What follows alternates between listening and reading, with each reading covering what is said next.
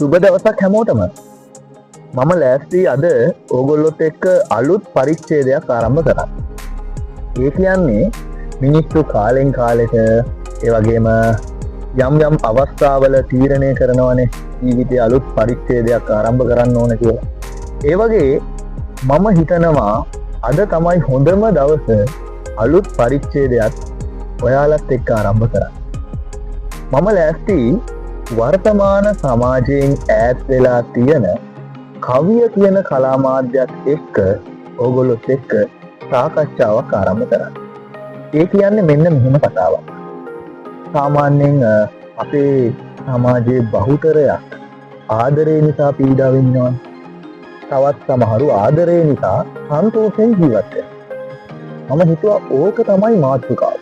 අපි කතා කරන්න ඕන, අපි හොයන්න ඕන, අපි අධ්‍යයනය කරන්න ඕන මාතෘකාව තමයි ආදරය කියන්නේ මොකක්ද? ඇත්තටම ඉතින් ආදරය කියන්නේ අභිරහසක්.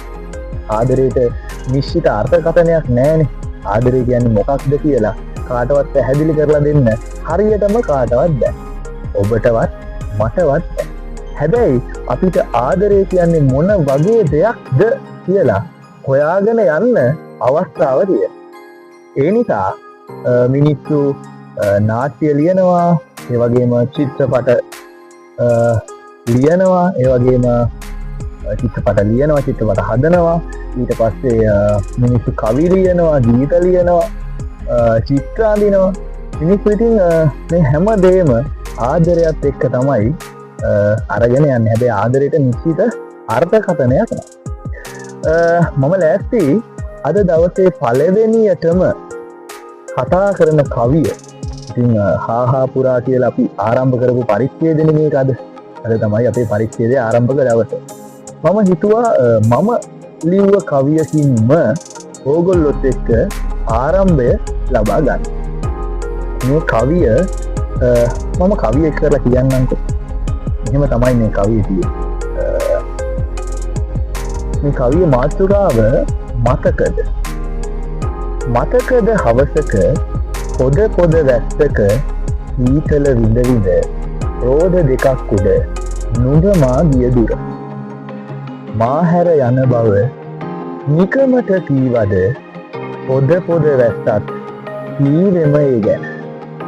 නෑ දැනුනෙම මට නම් මාගෙම වන බව.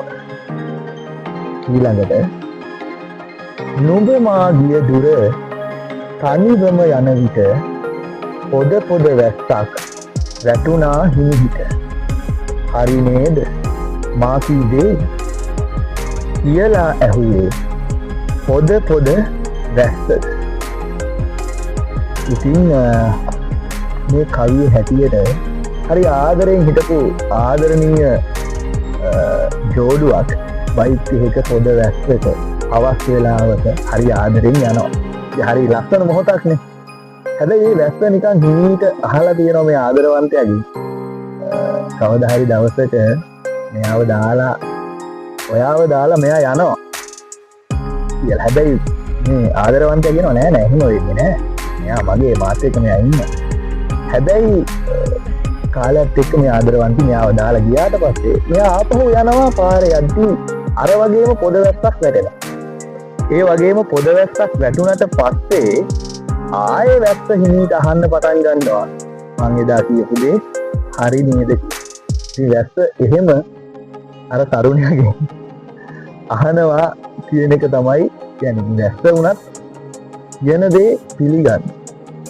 ඒ කියන්නේ ආදරය කියන්නේ එහෙම තමයි. මිනිස්සු වෙනස් වෙනවා, දේවල් වෙනස් වෙනවා. අපි මේ මැද්දේ ජීවත් වෙනවා.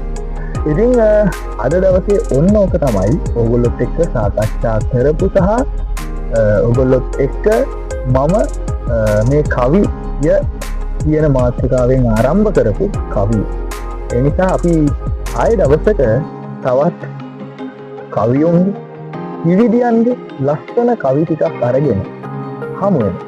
එතකන් ඕගොල්ලෝ බොහොම ආදරයෙන් බොහොම සුන්දර ලෙස තමන්ගේ මතක එක්ක ජීවත් වෙන්න.